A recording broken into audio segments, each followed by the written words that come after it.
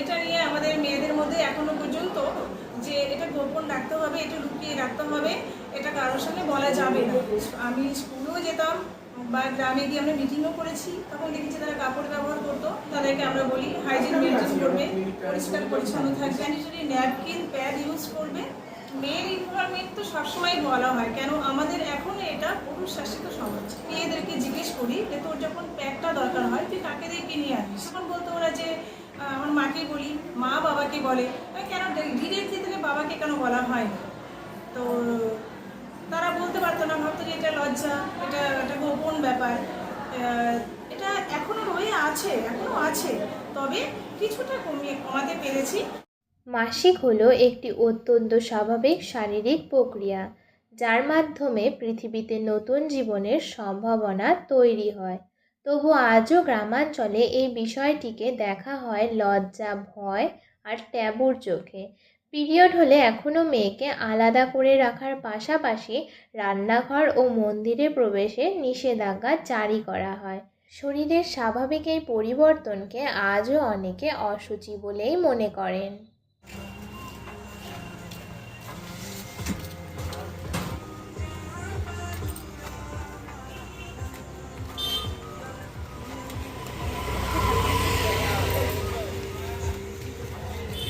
কাগজে কেন মোড়াচ্ছেন? কাগজে মোড়াচ্ছি কারণ এটা একটা লজ্জার বিষয়, মেয়েদের ব্যাপার। কাস্টমার জন্য জিনিসটা নিয়ে যায়, আমাকে সেইভাবেই ওদের তৈরি করে দিতে হয়।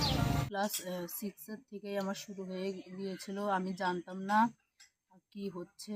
স্যানিটারি ন্যাপকিন আগে তো সেন্টারে পাওয়া যেত, দিত, এখন দেয় না, বন্ধ হয়ে গেছে। এখন আমাদের কিনতে লাগে। সব সময় তো হাতে টাকা থাকে না, তো আমরা কাপড় ইউজ করি।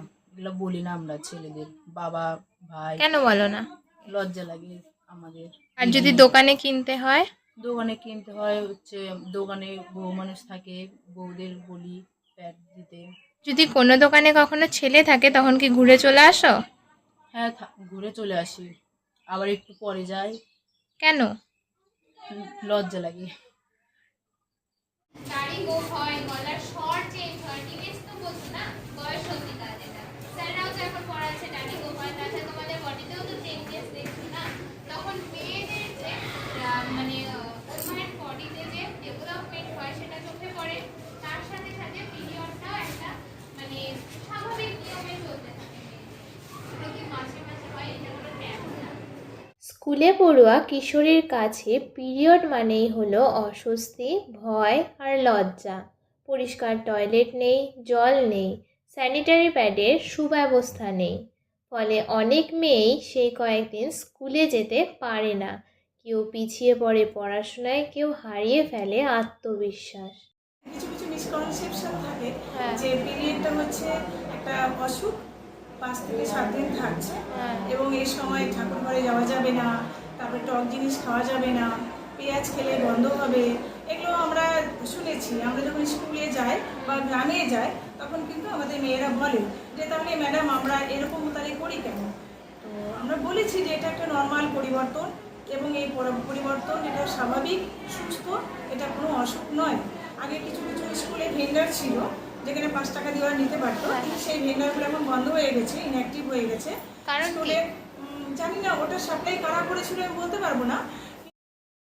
গ্রামের মেয়ে মহিলারা আজও ব্যবহার করেন পুরনো কাপড়। সঠিকভাবে পরিষ্কার না হলে সেখান থেকেই বাড়ে সংক্রমণ ও শারীরিক সমস্যার ঝুঁকি। সচেতনতার অভাব আজও এক বড় বাস্তবতা। আচ্ছা, ছেলেরা এই বিষয়টা পুরোটাই জানে না।